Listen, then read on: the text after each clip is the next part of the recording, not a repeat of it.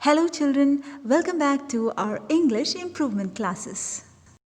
എല്ലാവരും ഇംപ്രൂവ്മെൻറ്റിന് വേണ്ടിയിട്ട് കാര്യമായിട്ട് പഠിക്കാൻ തുടങ്ങി എന്ന് ഞാൻ വിശ്വസിക്കുന്നു.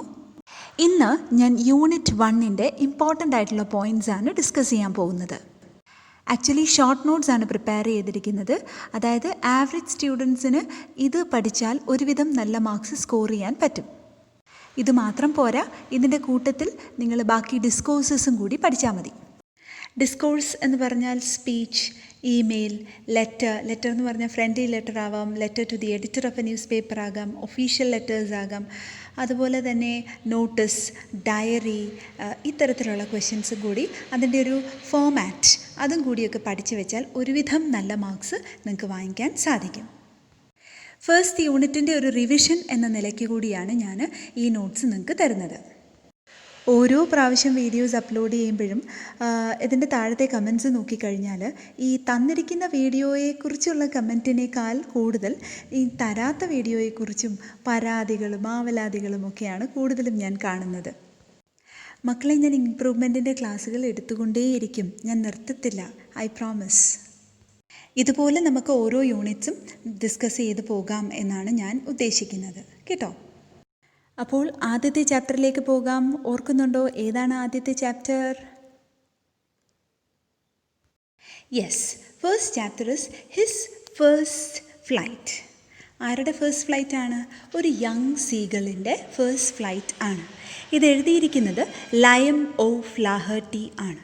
Okay. The story is about a young seagull who is afraid to make his first flight. ഇത് ഒരു ചെറിയ കടൽ കാക്കയുടെ കഥയാണ്. ആദ്യമായിട്ട് പറക്കാൻ, അതായത് കുഞ്ഞിച്ചിറകുകൾ വെച്ച് ആദ്യമായിട്ട് പറക്കാൻ ഭയപ്പെടുന്ന ഒരു കടൽ കാക്കയുടെ കഥ. He was afraid to fly because he was sure that his wings would not support him. എന്തുകൊണ്ടായിരുന്നു അവന് ഭയം? He was sure, അവന് ഉറപ്പായിരുന്നു അവൻ്റെ വിങ്സ് അവനെ സപ്പോർട്ട് ചെയ്യില്ല എന്ന്. He did not have courage and confidence. അവന് ധൈര്യമില്ലായിരുന്നു, ആത്മവിശ്വാസം ഇല്ലായിരുന്നു. ഈ പോയിൻ്റ് ഓർത്ത് വെച്ചേക്കണം. He did not have courage and confidence. ഇത് നമ്മളുമായിട്ട് റിലേറ്റ് ചെയ്ത് ചിലപ്പം ചോദിക്കും. He thought that if he flew, he would fall into the sea. അവൻ വിചാരിച്ചിരുന്നത് എന്താണ്? അവൻ പറന്നാൽ ഉറപ്പായിട്ടും അവൻ കടലിലേക്ക് വീഴും എന്ന്. ഇവിടെ ആക്ച്വലി യങ് സീഗളിൻ്റെ റിയൽ പ്രോബ്ലമിനെ കുറിച്ചാണ് സംസാരിക്കുന്നത്. സോ ആ ക്വസ്റ്റ്യനുള്ള ആൻസറാണിത്. The parents tried to motivate him by calling to him shrilly, by scolding him, and by threatening to let him starve on the ledge unless he flew away. സീഗളിൻ്റെ parents അവനെ motivate ചെയ്യാൻ ശ്രമിച്ചു. നമ്മുടെ എല്ലാവരുടെയും parents നമ്മളെ motivate ചെയ്യാറുണ്ടല്ലേ? അതുപോലെ സീഗളിൻ്റെ parents സീഗളിനെ motivate ചെയ്യാൻ ശ്രമിച്ചു. എങ്ങനെയാണ് മോട്ടിവേറ്റ് ചെയ്തത്? By calling to him shrilly, come on, you can do it എന്നൊക്കെ ഉറക്കെ വിളിച്ച് പറഞ്ഞുകൊണ്ടാണ്. ഷ്രില്ലി എന്ന് പറഞ്ഞത് കിളിയുടെ ശബ്ദമായിരിക്കും. Okay, shrill voice. By scolding him, അവനെ രണ്ടാമത് വഴക്ക് പറഞ്ഞു. അതിനുശേഷമോ by threatening to let him starve, അവനെ ഭീഷണിപ്പെടുത്തി. നീ പറന്നില്ലെങ്കിൽ നിന്നെ ഈ പാറപ്പുറത്ത് പട്ടിണി കിടത്തും എന്ന് ഭീഷണിപ്പെടുത്തി. നമ്മുടെയുമൊക്കെ പേരൻസ് ഇതുപോലെയാണ് അല്ലേ? ആദ്യം നമ്മളെയൊക്കെ പറഞ്ഞ് പ്രോത്സാഹിപ്പിക്കും. കമോൺ, സാരമില്ല, ഇത്തവണ കുറഞ്ഞെങ്കിൽ കുഴപ്പമില്ല, നമുക്ക് അടുത്ത പ്രാവശ്യം നന്നായിട്ട് പഠിച്ച് മാർക്ക് വാങ്ങിക്കാം എന്നൊക്കെ പറഞ്ഞ് നമ്മളെ പ്രോത്സാഹിപ്പിക്കും. രണ്ടാമത്തേതോ, എന്നിട്ടും ശരിയായില്ലെങ്കിൽ നമ്മളെ വഴക്ക് പറയും. സ്കൂൾഡിങ് എന്ന് പറഞ്ഞാൽ വഴക്ക് പറയും. മൂന്നാമത് എന്താ നമ്മുടെ പേരൻസും ചെയ്യുന്നത്? ഭീഷണിപ്പെടുത്തും.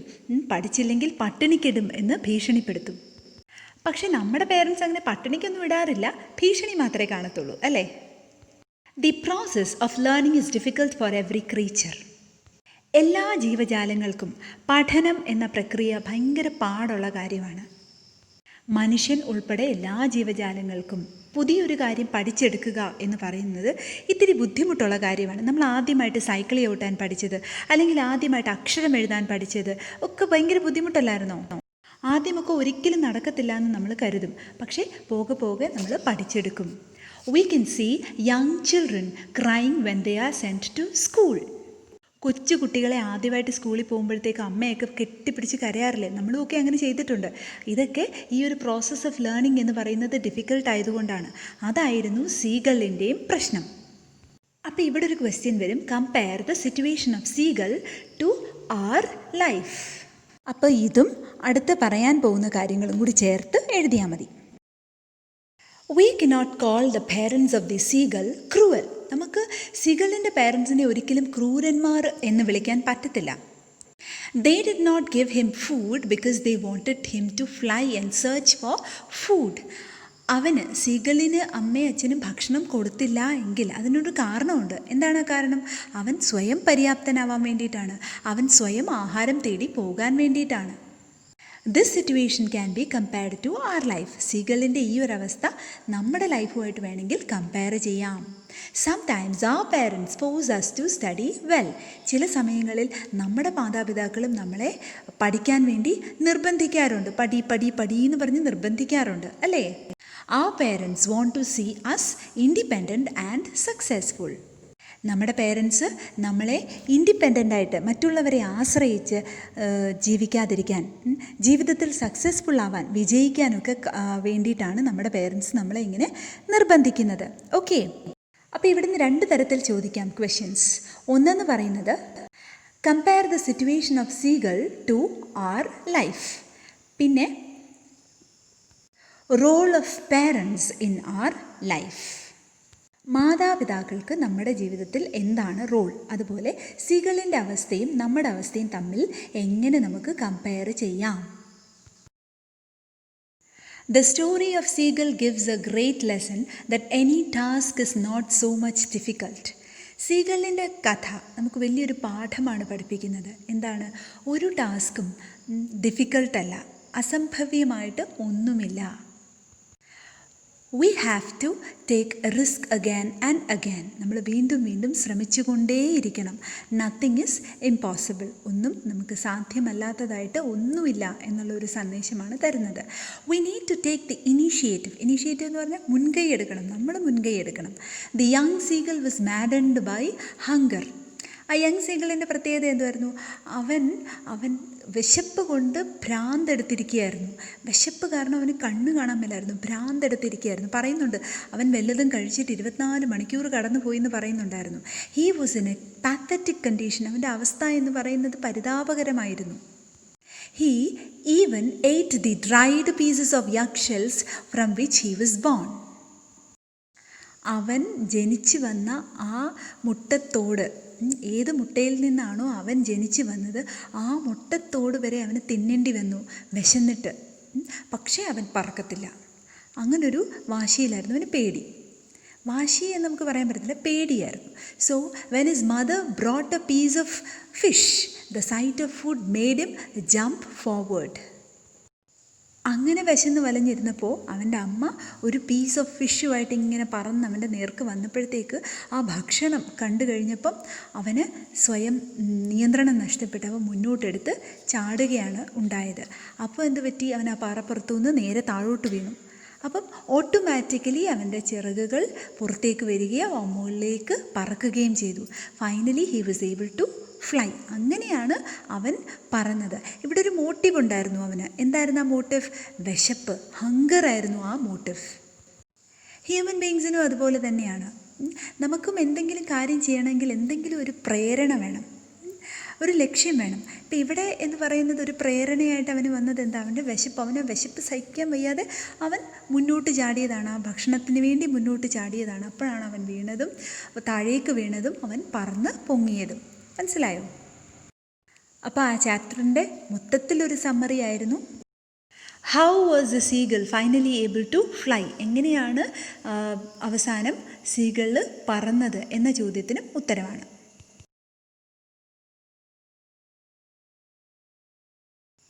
രണ്ടാമത്തെ chapter I will fly, APJ Abdul Kalam എഴുതിയ ചാപ്റ്ററാണ്. അപ്പോൾ അത് നമുക്ക് നോക്കാം.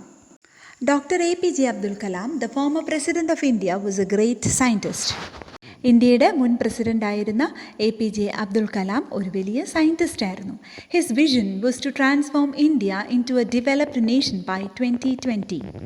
2020 ആകുമ്പോഴത്തേക്ക് ഇന്ത്യയെ ഒരു വികസിത രാജ്യമായി കാണണം എന്നായിരുന്നു കലാം കണ്ട സ്വപ്നം. Kalam says that we are lucky to be born in such a wonderful country, India. India പോലെ ഒരു മനോഹരമായ രാജ്യത്ത്, സുന്ദരമായ രാജ്യത്ത് ജനിക്കാൻ സാധിച്ചത് തന്നെ ഭാഗ്യമായിട്ടാണ് കലാം പറയുന്നത്. Youth is the real power of our country. നമ്മുടെ രാജ്യത്തിൻ്റെ യഥാർത്ഥ ശക്തി എന്ന് പറയുന്നത് നമ്മുടെ രാജ്യത്തെ യുവജനങ്ങളാണ്. Kalam asks us to remember one mantra to be successful. ജീവിതത്തിൽ വിജയം കൈവരിക്കണമെങ്കിൽ കലാം നമ്മളോട് ഒരു മന്ത്രം ഓർത്തു വെക്കാനാണ് പറയുന്നത്. എന്താണ് ആ മന്ത്രം? Be unique. നമ്മൾ നമ്മളായിട്ടിരിക്കുക. Try to do something special and different from others. മറ്റുള്ളവരിൽ നിന്നും വ്യത്യസ്തമായിട്ട്, മറ്റുള്ളവരെ അനുകരിക്കാതിരിക്കുക. നമ്മൾ നമ്മളുടേതായിട്ടുള്ള രീതിയിൽ എന്തെങ്കിലും സ്പെഷ്യലായിട്ട് ചെയ്യുക. മറ്റുള്ളവരിൽ നിന്നും വ്യത്യസ്തരായിട്ടിരിക്കാൻ ശ്രമിക്കുക. കലാമിൻ്റെ ഈ പ്രസംഗം അതുപോലെ കാണാപഠിച്ച് എഴുതാനൊന്നും ചോദിക്കത്തില്ല. കലാമിൽ നിന്നും നിങ്ങൾക്ക് മനസ്സിലായ കാര്യങ്ങളായിരിക്കും ചോദിക്കുന്നത് പലപ്പോഴും. അപ്പോൾ അത് ആ ഒരു രീതിക്കൊരു ലെറ്ററായിട്ട് എഴുതുക, അല്ലെങ്കിൽ ഒരു മെയിലായിട്ട് എഴുതുക, അല്ലെങ്കിൽ നിങ്ങളുടെ ഭാഗമായ ഒരു സ്പീച്ചായിട്ട് എഴുതുക, അങ്ങനെയൊക്കെ ആയിരിക്കും ചോദിക്കുന്നത്. അപ്പോൾ കലാം പറഞ്ഞ ഈ ടെക്സ്റ്റിനകത്ത് പറഞ്ഞ അല്ലാത്ത കുറച്ച് കാര്യങ്ങളും കൂടി ഇൻക്ലൂഡ് ചെയ്തിട്ടാണ് ഞാൻ ആൻസർ തരാൻ ശ്രമിച്ചിരിക്കുന്നത്. Okay, we must do something so that people will remember us. Kalam പറയുന്നതാണ്, നമ്മൾ എന്തെങ്കിലും നല്ല കാര്യങ്ങൾ ചെയ്യണം, ആൾക്കാർ നമ്മളെ ഓർത്തിരിക്കാനായിട്ട്. When we look at the electric bulb we remember Edison and telephone reminds us Graham Bell. അതായത് ഇലക്ട്രിക് ബൾബിലോട്ട് നോക്കുമ്പോഴത്തേക്ക് ആ ബൾബ് ഉണ്ടാക്കിയ എഡിസനെ നമ്മൾ ഓർക്കും. അതുപോലെ തന്നെ ടെലിഫോൺ റിങ് ചെയ്യുമ്പോൾ നമ്മൾ ഗ്രഹാം ബെൽ, ടെലിഫോൺ കണ്ടുപിടിച്ച ഗ്രഹാം ബെല്ലിനെ നമ്മൾ ഓർക്കും. Similarly the next generation should remember us. ഇതുപോലെ അടുത്ത തലമുറ നമ്മളെ ഓർത്തിരിക്കാനായിട്ട് നമ്മൾ എന്തെങ്കിലും ചെയ്യണം. Kalam gives us 4 principles to be unique. അതിനകത്ത് യുണീക്ക് ആവണമെന്നേ നമ്മുടെ പ്രസംഗത്തിൽ പറയുന്നുള്ളൂ. പക്ഷേ കലാം പറയുന്നുണ്ട്, 4 principles പറയുന്നുണ്ട് എങ്ങനെ നമുക്ക് യുണീക്ക് ആവാം എന്നുള്ളതിനെക്കുറിച്ച്. ഹാവ് എ ഗോൾ, നമുക്കൊരു ലക്ഷ്യം വേണം. ബി റെഡി ടു ലേൺ, പഠിക്കാൻ എപ്പോഴും തയ്യാറായിരിക്കണം. പുതിയ അറിവുകൾ നേടാൻ എപ്പോഴും തയ്യാറായിരിക്കണം. വർക്ക് ഹാർഡ്, നമ്മൾ കഷ്ടപ്പെടണം. നമ്മൾ ആ ലക്ഷ്യത്തിൽ എത്തിച്ചേരാനായിട്ട് നമ്മൾ പരിശ്രമിക്കണം. ബി കൺസിസ്റ്റൻറ്റ് എന്ന് പറഞ്ഞാൽ നമ്മൾ ഉറച്ചു നിൽക്കണം. ഒരു ലക്ഷ്യമുണ്ടെങ്കിൽ നമ്മൾ ആ ലക്ഷ്യത്തിൽ തന്നെ ഉറച്ചു നിൽക്കണം. അല്ലാതെ ഇന്നൊരു ലക്ഷ്യം, നാളെ ഒരു ലക്ഷ്യം, മറ്റന്നാൾ വേറൊരു ലക്ഷ്യം, അങ്ങനെയായി പോകരുത്. ഓക്കെ, ഇതൊക്കെയാണ് കലാം പറയുന്ന ആ 4 പ്രിൻസിപ്പിൾസ്. അപ്പോൾ ഇത്രയും കാര്യങ്ങളൊക്കെ പഠിച്ചിരിക്കുക ബേസിക്കായിട്ട്. ഓക്കെ, അപ്പോൾ ഈ പാഠവും നമുക്ക് അടിപൊളിയായിട്ട് എഴുതാൻ പറ്റും. ഓക്കെ, അപ്പോൾ ചാപ്റ്റർ 3 നോക്കാം. Quest for a theory of everything. ഇത് എഴുതിയിരിക്കുന്നത് കിറ്റി ഗെയിൽ ഫെർഗൂസൺ ആണ്. ഇത് സ്റ്റീഫൻ ഹോക്കിങ്ങിൻ്റെ ബയോഗ്രഫിയാണ്, ജീവിതകഥയാണ്. Okay, Stephen Hawking was a great physicist. അദ്ദേഹം ഒരു വലിയ ഫിസിസിസ്റ്റ് ആയിരുന്നു. He is an inspiration to everyone. എല്ലാവർക്കും ഒരു പ്രചോദനമാണ് അദ്ദേഹത്തിൻ്റെ ജീവിതം. His hard work and dedication led him to success. അദ്ദേഹത്തിൻ്റെ കഷ്ടപ്പാടും അതുപോലെ തന്നെ ആത്മാർത്ഥതയും ഒക്കെ അദ്ദേഹത്തെ ജീവിതത്തിൽ വിജയത്തിലേക്ക് നയിച്ചു. He overcame his crippling disabilities. Crippling എന്ന് പറഞ്ഞാൽ അദ്ദേഹത്തെ തളർത്തുന്ന എന്നാണ് ഇവിടെ അർത്ഥം. ക്രിപ്പിൾ എന്ന് പറഞ്ഞാൽ വൈകല്യം എന്നാണ് അർത്ഥം. അപ്പോൾ ഇവിടെ ക്രിപ്ലിംഗ് എന്ന് പറഞ്ഞാൽ തളർത്തുന്ന, അദ്ദേഹത്തെ തളർത്തുന്ന വൈകല്യങ്ങളെയൊക്കെ അദ്ദേഹം ഓവർകം ചെയ്തു, തരണം ചെയ്തു. He is a role model. അദ്ദേഹം ഒരു മാതൃകയാണ്, എല്ലാവർക്കും ഒരു മാതൃകയാണ്. He is the author of the best selling book a brief history of time. ഒരു കാലത്ത് ഏറ്റവും കൂടുതൽ വിൽപ്പന നടന്ന a brief history of time എന്ന പുസ്തകത്തിൻ്റെ ഓഥർ ആണ് അദ്ദേഹം. ആ പുസ്തകം എഴുതിയത് അദ്ദേഹമാണ്. ഇനി സ്റ്റീഫൻ ഹോക്കിങ്ങിൻ്റെ ബയോഗ്രഫി നോക്കാം. Stephen Hawking was born on 8th January 1942. അദ്ദേഹം ജനിച്ച വർഷം. His parents were Frank and Isabel Hawking. അദ്ദേഹത്തിൻ്റെ മാതാപിതാക്കൾ Frank Hawking and Isabel Hawking. He attended Saint Albans school in London. അദ്ദേഹം അറ്റൻഡ് ചെയ്തത് ലണ്ടനിലുള്ള സെയിൻറ്റ് ആൽബൻസ് സ്കൂളിലാണ്. He was an average student at school. ആദ്യം തന്നെ വലിയ ബ്രൈറ്റ് ഒന്നും അല്ലായിരുന്നു. സ്കൂളിലെ ഒരു വെറും ആവറേജ് സ്റ്റുഡൻറ്റ് ആയിരുന്നു. ഒരു പകുതി റാങ്കൊക്കെ കിട്ടത്തുള്ളായിരുന്നു. അതായത് 50 സ്റ്റുഡൻസ് ഉണ്ടായിരുന്നു, ഒരു 25ാമത്തെ റാങ്കൊക്കെ അദ്ദേഹത്തിന് കിട്ടത്തുള്ളായിരുന്നു. Later he joined Oxford. പിന്നീട് ഉന്നത വിദ്യാഭ്യാസത്തിനായിട്ട് അദ്ദേഹം ഓക്സ്ഫോർഡ് യൂണിവേഴ്സിറ്റി ജോയിൻ ചെയ്തു. The heart-breaking diagnosis of amyotrophic lateral sclerosis disease was a shock to him. Amyotrophic lateral sclerosis അല്ലെങ്കിൽ നമ്മൾ ചുരുക്കത്തിൽ പറയുകയാണെങ്കിൽ ALS ഡിസീസ്, ഈ അസുഖം ആണ് എന്ന് അദ്ദേഹത്തിന് നിർണയിച്ചപ്പോഴത്തേക്ക് അത് വലിയൊരു ഷോക്കായി അദ്ദേഹത്തിന്. Then started A struggle for survival.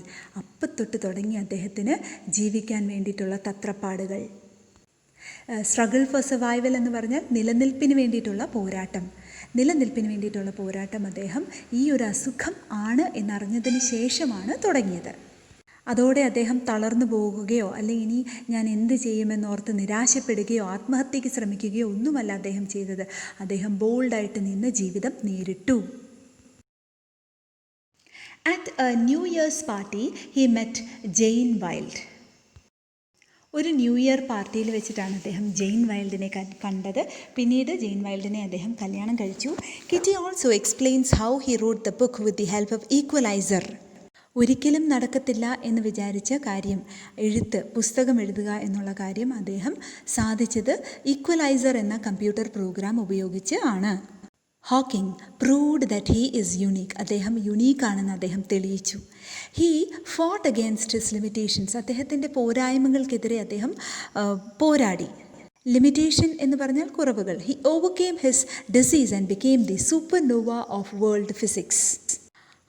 അദ്ദേഹത്തിൻ്റെ ആ അസുഖം തരണം ചെയ്തു. എന്നിട്ട് അദ്ദേഹം വേൾഡ് ഫിസിക്സിൻ്റെ തന്നെ ഒരു മിന്നുന്ന നക്ഷത്രമായി മാറി. സ്റ്റീഫൻ ഹോക്കിങ്ങിനെ കുറിച്ച് അത്യാവശ്യം കാര്യങ്ങളൊക്കെ നിങ്ങൾ മനസ്സിലാക്കി വെച്ചേക്കുക കേട്ടോ. Adversities in our life make us better, not bitter. ജീവിതത്തിലെ കഷ്ടകാലങ്ങൾ, ദുരന്തങ്ങൾ ഇതൊക്കെ ഉണ്ടാകുമ്പോഴത്തേക്ക് നമ്മൾ ഒന്നുകൂടി ശക്തരാകുകയാണ് ചെയ്യേണ്ടത്, അല്ലാതെ തളർന്നു പോവുകയല്ല ചെയ്യേണ്ടത്. അതാണ് ഈ ഒരു കോട്ടിലൂടെ നമുക്ക് മനസ്സിലാവുന്നത്.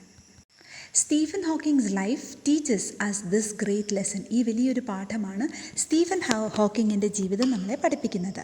The difficult situations in our life make us stronger and better than as we were before.